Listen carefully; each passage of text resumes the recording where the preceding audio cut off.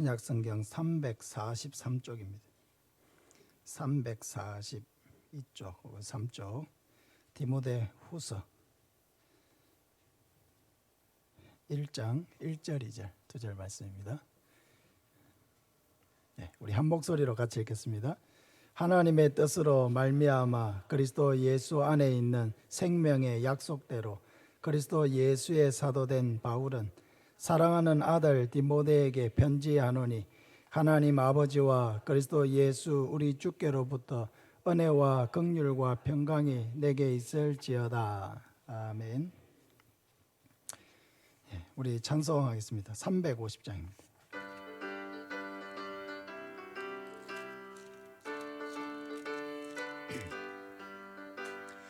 우리들이 싸울 것은 혈기 아니요 우리들이 싸울 것은 육체 아니요 마귀 권세 맞서 싸워 깨쳐버리고 죽을 영혼 살릴 것일세 한 마음으로 힘써 나가세 한 마음으로 힘써 싸우세 악한 마귀 군사들과 힘써 싸워서 승전고를 이기까지 우리들이 입은 갑옷새가 아니요 우리들이 가진 검은 강철 아니요 하나님께 받아 가진 평화의 복음 거룩하신 말씀이로다 한 마음으로 힘써 나가세 한 마음으로 힘써 싸우세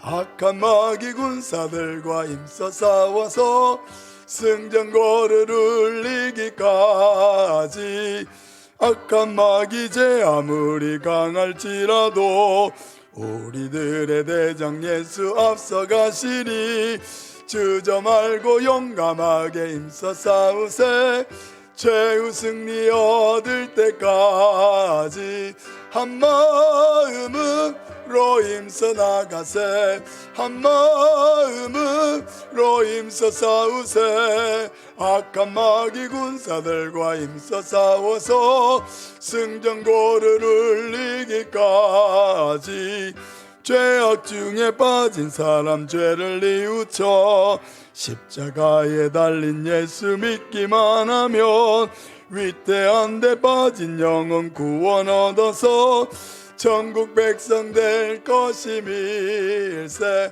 한 마음으로 힘써 나가세 한 마음으로 힘써 싸우세 악한 마귀 군사들과 힘써 싸워서 승전고를 이기까지 할렐루야. 아멘. 복음으로 낳은 아들 이런 제목으로 말씀을 전하겠습니다. 바울에게 디모데는 참으로 특별한 사람이었습니다. 그것은 바로 복음으로 낳은 아들이기 때문입니다. 복음으로 낳은 아들이라는 말은 디모데가 바울의 전도를 받고 예수 믿는 사람이 되었다는 의미입니다. 그래서 바울은 디모데를 항상 자신의 아들이라고 부르면서 친근감을 표시했습니다. 오늘 본문에도 보면 2절에 보면 사랑하는 아들 디모데에게 이렇게 다정한 표현을 쓰면서 이 편지를 쓰고 있습니다. 오늘 본문뿐만 아니라 다른 여러 서신에서도 바울은 여러 차례 디모데를 자신의 아들이라고 자랑하고 있습니다. 고린도전서 4장 17절에 보면 주 안에서 내 사랑하고 신실한 아들 디모데를 너희에게 보내었으니 라고 했습니다. 고린도 교회에 어려움이 생겨서 바울이 디모데를 잠시 파송해서 문제를 해결하려고 했던 적이 있었는데 그때 내가 사랑하고 신실한 아들 디모데를 너에게 보낸다 이렇게 말하고 있습니다.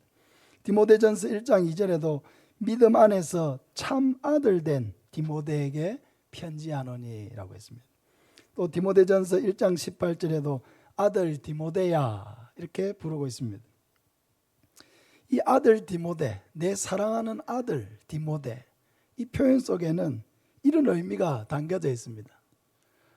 네가 예수 믿지 않고 지낼 때 내가 너에게 복음을 전해서 네가 예수님을 믿게 되었지. 나로 인해서 예수님 믿고 너도 구원받게 되었지.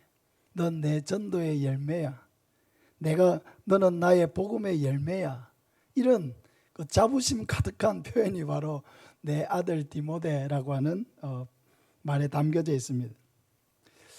저는 이 디모데를 향해서 가졌던 이 바울의 마음을 조금은 이해할 수 있을 것 같습니다.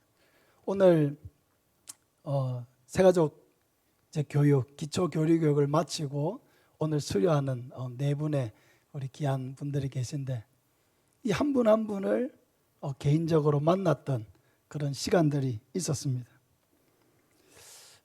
이들에게 예수님을 전하고 함께 예수님을 현장에서 영접했던 그런 기억을 우리는 공유하고 있습니다. 그러니까 이 한 분 한 분에 대해서 얼굴을 볼 때마다 가지는 그 제 마음이 굉장히 좀 남다른 거죠. 어떻게 처음 만났고 어떻게 예수님을 전했고 또 그분들이 이 교회에 이 새로운 교회 생활에 잘 정착할 수 있을까 마음 졸이면서 기도했던 시간들이 있고 또 그들이 어려움에 혹시 빠지지 않았을까 관심을 가지고 그들의 이야기에 귀를 기울였던 그런 많은 시간들이 있었습니다. 그런 시간들을 다 지나고 이렇게 5주간의 이 기초 교리 교육을 잘 마치게 됐을 때 얼마나 마음에 기쁘고 그런 하나님께 찬양이 되는지 모릅니다. 사랑 여러분, 한 영혼이라도 복음으로 낳아본 일이 있습니까? 엄마가 아이를 임신하고 그 아이를 출산하려면 10개월의 시간이 기다림이 필요하죠. 그러나 그 10개월의 기다림의 시간은 두려움과 또 긴장감과 기대감이 공존하는 시간입니다.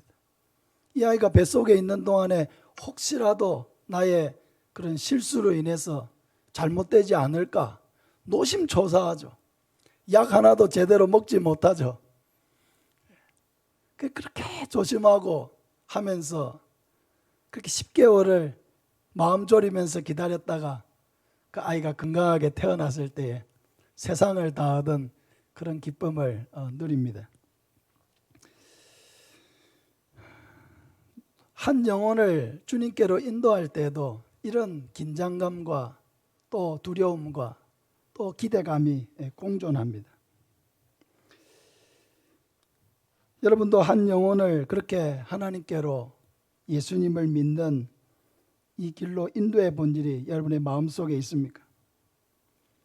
한 영혼을 예수님께로 인도한다라고 하는 것은 사망에서 생명으로 옮기는 일입니다.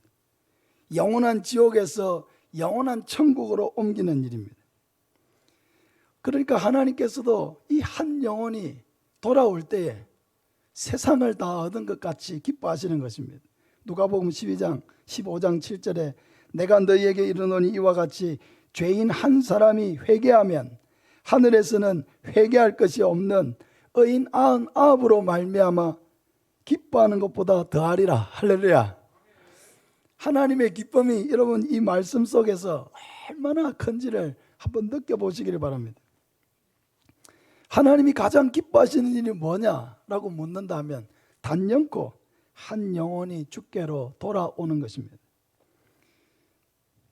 오늘 우리 교회에서 새가족 수료식, 우리 교회의 아주 큰 잔치 중에 하나인데 천국에서도 아마 큰 잔치가 열리는 줄 믿습니다. 얼마나 감사하고 기쁩니까? 한 분 한 분이 처음 교회에 오셨을 때에는 모든 것이 낯설고 모든 것이 새롭고 어색했지만은 지금은 우리와 모든 부분에서 다 같아졌습니다. 우리와 함께 하나님께 예배드리고 또 우리와 함께 천국의 소망을 가지고 또 우리와 함께 이 땅에서 하나님의 자녀로 살기 위해서 몸부림치고 있습니다.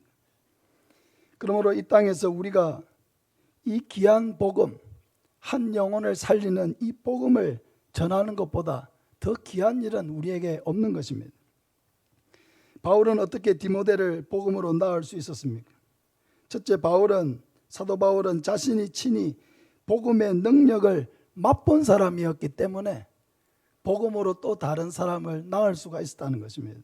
1절을 한번 보면은 하나님의 뜻으로 말미암아 그리스도 예수 안에 있는 생명의 약속대로 그리스도 예수의 사도된 바울은 했습니다. 이 디모데후서는 바울이 생애 가장 마지막에 기록한 마지막 서신이죠. 바울의 유언과 같은 서신이고 지금 마음에 튄 로마의 지하 감옥에서 순교를 기다리면서 쓴 그런 유언과 같은 서신입니다. 근데 그 마지막 편지, 그 생애의 가장 마지막 순간에 쓴 편지를 바로 디모데에게 썼습니다.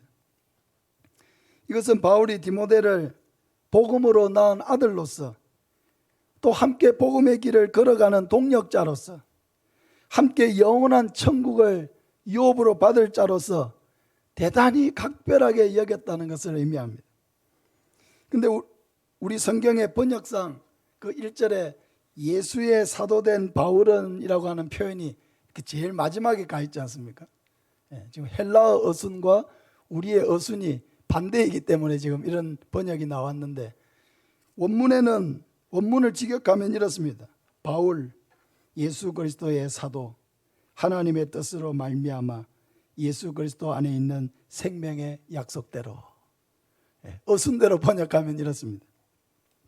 그러니까 바울, 예수 그리스도의 사도라고 하는 이 표현이 지금 디모데후서 1장 제일 앞부분에 위치하고 있습니다.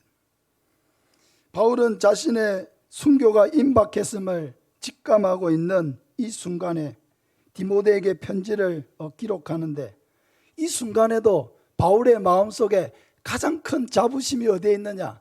바로 나 바울이 예수 그리스도의 사도다라고 하는 이 어마어마한 자부심이 지금 복음을 전하다가 순교가 임박한 이 순간에도 바울의 마음속에 가장 큰 자부심이 바로 내가 예수 그리스도의 사도다라고 하는 여기에 있었습니다. 사도라고 하는 말은 보내심을 받은 자라고 하는 뜻이거든요. 보내심을 받은 자. 아주 왕이 누군가를 파견했을 때 그도 사도입니다. 사도. 보내심을 받은 자입니다. 그러니까 보내심을 받은 자는 보낸 자의 권위를 가지고 보냄을 받는 거죠. 암행의사가 이렇게 출도할 때는 그는 왕의 권위를 가지고 출도하는 거죠.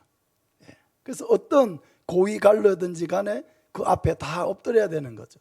왜? 그 암행의사는 곧 왕의 어명을 가지고 왔기 때문에 그렇습니다.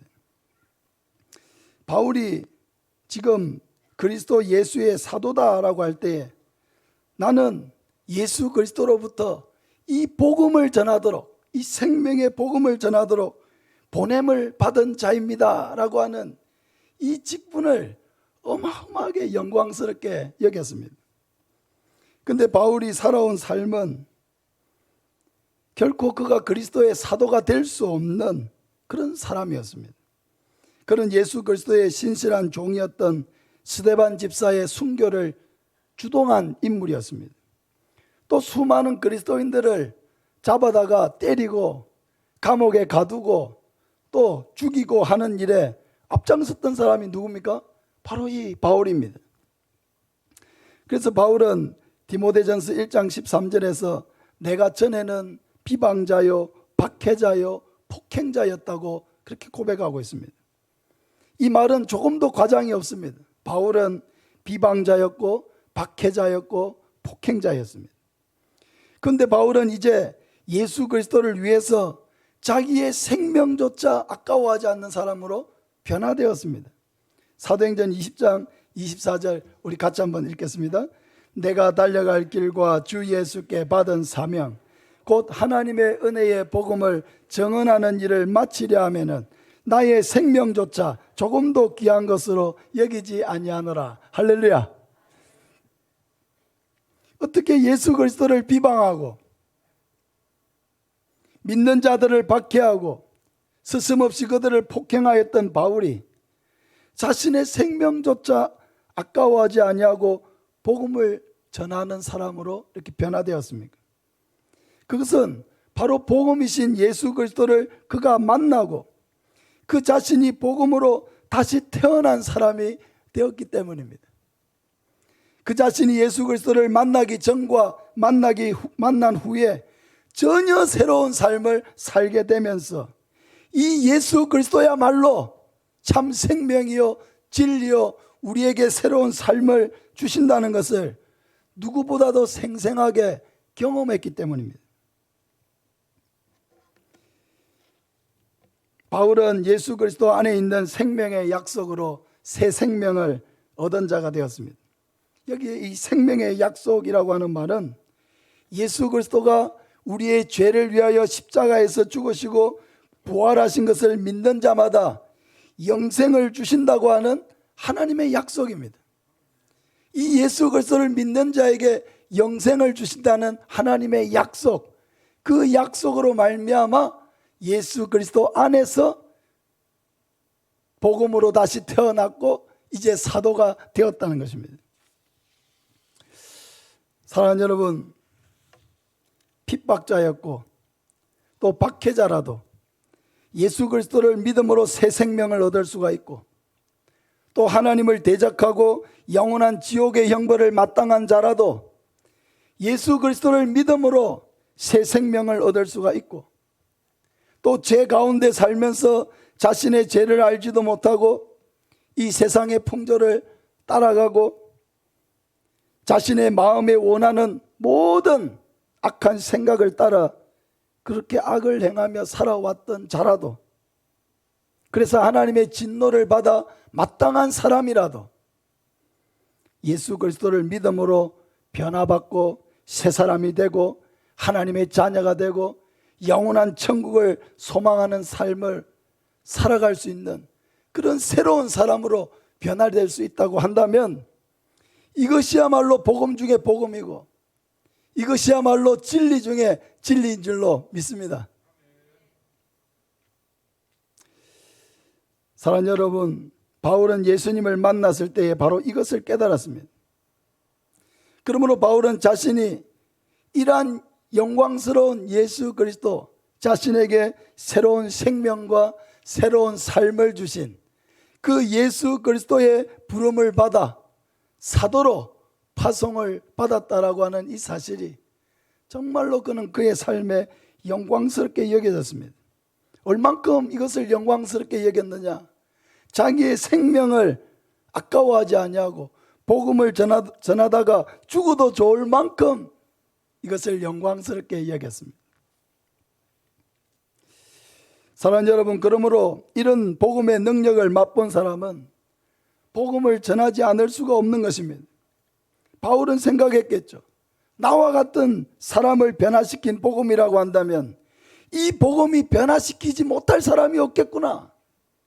나와 같이 악하고 나와 같이 비방하고 나와 같이 폭행하고 나와 같이 하나님을 대적한 자를 변화시켜서 이렇게 새로운 사람으로 새 생명으로 주의 복음을 위해 헌신할 수 있는 자로 변화시키는 복음이라고 한다면 이 복음이 변화시키지 못할 이 세상의 사람은 단 한 사람도 없다는 것을 바울은 자신의 경험을 통해서 분명하게 깨달았을 것입니다. 바울이 이 디모데에게 복음을 전할 때도 그런 마음이 있었겠죠. 내가 가는 곳에 누구를 만나든지 이 복음이 그들의 마음속에 심겨지기만 한다면 변화될 것이다. 하나님께서 변화시켜 주실 것이다. 새로운 삶을 살아갈 수 있도록 역사해 주실 것이다. 바울의 마음속엔 이런 확신이 가득했을 것입니다. 그래서 디모데의 고향인 루스드라에까지 가서 복음을 전했지 않겠습니까? 디모데는 이렇게 바울을 통해서 예수님을 믿고 변화를 받아서 바울과 함께 복음 전도자의 길을 걷는 그런 동력자가 되었습니다. 두 번째로 바울은 복음으로 낳은 아들 디모데에게 이제는 복음을 전하는 삶을 살 것을 명령했습니다. 디모데후서 1장 7절 8절에 보면은 하나님이 우리에게 주신 것은 두려워하는 마음이 아니요 오직 능력과 사랑과 절제하는 마음이니 그러므로 너는 내가 우리 주를 정언함과 또는 주를 위하여 갇힌 자 된 나를 부끄러워하지 말고 오직 하나님의 능력을 따라 복음과 함께 고난을 받으라 했습니다. 바울은 디모데에게 자신이 복음을 전하다가 감옥에 갇혀 있는 이 상황을 두려워하지도 말고 부끄러워하지도 말라고 말하고 있습니다. 그리고 이 복음을 위해서 복음과 함께 고난을 받으라고 격려하고 있습니다. 지금 우리나라에서 복음을 전한다고 해서 우리를 때리거나 감옥에 가두거나 우리를 죽이지 않습니다. 너무 좋은 환경에 있는 것이죠. 그러나 처음 복음이 우리나라에 들어왔을 때는 목숨을 내놓고 복음을 전해야 했습니다. 지금도 북한에서는 또 중국에서는 또 이슬람권의 많은 나라들에서는 예수 그리스도를 구주로 믿는 것 자체로도 가족들에게 살해를 당할 수 있는 그런 상황에 있습니다. 북한에서도 복음을 만약에 누군가가 전한다면은 그는 당장에 잡혀서 외국인이라도 북한의 강제 수용소로 끌려가서 평생 노동교화형에 처해져 가지고 아침부터 저녁까지 제대로 먹지도 못하고 고생하고 피골이 상접할 정도로 고생하다가 그렇게 죽어야 되는 그런 고난을 당할 것입니다. 지금도 북한에 있는 많은 성도들이 단순히 성경을 가지고 있다는 이유만으로, 예수님을 믿는다는 이유만으로 사로잡혀서 많은 성도들이 지금도 그렇게 강제 노동 교화형을 받고 수용소에서 고난을 당하고 있습니다. 바울의 시대에도 이런 박해의 시대였습니다. 복음을 전하는 일도 단순한 일이 아니고 순교를 각오해야 하고 복음을 받아들이고 믿음의 길을 걷는 것도 순교를 각오해야 되는 그런 시대였습니다. 그러나 바울은 디모데를 격려합니다. 이 모든 상황을 두려워하지 말고 고난을 받으면서도 복음을 전하라고 격려합니다. 왜 그렇습니까? 이 복음은 생명을 내던진다 할지라도 전할 가치가 있고 믿을 가치가 있기 때문입니다. 여러분, 때가 이르면 사람들이 어떻게 한다고 합니까? 디모데후서 4장 3절에 때가 이르리니 사람이 바른 교훈을 받지 아니하며 기가 가려워서 자기의 사욕을 따를 스승을 많이 두고 또 그 길을 진리에서 돌이켜 허탄한 이야기를 따르리라고 했습니다. 사람들이 바른 교훈을 받지 않는다고 합니다. 귀가 가려진다고 합니다. 자기 듣고 싶은 얘기만 듣는 거죠. 자기의 사욕에 도움이 되는 스승을 따라가게 될 것이라고 말합니다. 진리에서 돌이켜 허탄한 이야기를 따라갈 것이라고 이야기합니다. 바로 지금 이 시대가 그런 시대입니다. 노아의 때에 홍수가 날 때까지 사람들은 자신의 쾌락과 즐거움에 빠져서 하나님의 심판이 임박한 현실을 깨닫지 못했습니다. 마태복음 24장 37절에 보면 노아의 때와 같이 인자의 임함도 그러하리라. 홍수 전에 노아가 방주에 들어가던 날까지 사람들이 먹고 마시고 장가가고 시집가고 있으면서 홍수가 나서 그들을 다 멸하기까지 깨닫지 못하였으니 인자의 임함도 이와 같으리라. 그때 두 사람이 밭에 있음에 한 사람은 데려가고 한 사람은 버려둠을 당할 것이요 두 여자가 맷돌질을 하고 있음에 한 사람은 데려가고 한 사람은 버려둠을 당할 것이니라. 그러므로 깨어 있으라. 어느 날에 너희 주가 임할는지 너희가 알지 못함이니라 하고 말씀하고 있습니다. 하나님의 경고를 받은 노아의 헌신에도 불구하고 사람들은 다 귀를 닫아버렸습니다. 그래서 그 귀를 닫아버린 결과가 무엇입니까? 홍수 심판을 받아서 다 수장되고 말았습니다. 방주에 타기만 했다면은 그 말에 귀를 기울이기만 했다면은 그는 방주에 탈 수가 있었고 살 수가 있었습니다. 그러나 귀를 가려버리고 자기의 일에 빠져 있다가 결국 방주의 문이 닫혀버리고 비가 내리기 시작했을 때 그때는 이미 늦어버렸습니다. 예수님이 다시 오실 때에도 같은 일이 일어날 것이라고 말씀합니다. 두 사람의 밭에 있다가 한 사람은 데려감을 당하고 한 사람은 버려둠을 당할 것이라고 말씀합니다. 두 여인이 맷돌질을 하다가 한 사람은 데려감을 당하고 한 사람은 버려둠을 당할 것이라고 말씀하고 있습니다. 한 사람은 구원을 받고 한 사람은 버려질 것이라고 말씀하는 것입니다. 이러한 시대에 우리는 깨어서 바울이 복음으로 낳은 아들 디모데를 향하여 명령한 것을 우리는 기억해야 합니다. 디모데후서 4장 1절 2절 우리 같이 한번 읽겠습니다. 하나님 앞과 살아있는 자와 죽은 자를 심판하실 그리스도 예수 앞에서 그가 나타나실 것과 그의 나라를 두고 엄히 명하노니 너는 말씀을 전파하라. 때를 얻든지 못 얻든지 항상 힘써라. 5절도 보겠습니다. 그러나 너는 모든 일에 신중하여 고난을 받으며 전도자의 일을 하며 내 직무를 다하라 했습니다. 우리는 하나님의 나라가 그 말씀대로 임할 것을 믿고 바라보면서 전도자의 일을 해야 합니다. 우리가 사랑하는 사람들을 구원해야 합니다. 우리가 해야 할 일은 듣든지 안 듣든지 진리를 그들에게 말하는 것입니다. 인내심을 가지고 그 영혼을 위해서 기도하는 것입니다. 많은 사람들이 듣지 않고 귀를 닫겠지만은 하나님이 택하신 자들이라고 하면 우리의 말에 귀를 기울이는 사람이 있을 것이고 돌아올 것입니다. 만약에 그들이 돌아온다면 그들은 또한 구원받게 될 것입니다. 사랑하는 여러분, 복음으로 난 사람은 또한 복음을 전해야 할 사명이 있습니다. 우리 모두가 처음에 어떻게 내가 예수를 믿게 되었는가를 한번 생각해 보시기를 바랍니다. 누군가가 우리의 손을 잡아서 이끌어 주지 않았습니까? 누군가가 교회 가자고 말하지 않았습니까? 누군가가 우리 교회에 와서 하나님의 말씀을 한번 들어보지 않겠느냐고 여러분 이야기해 주지 않았습니까? 누군가가 나를 위해서 기도하지 않았습니까?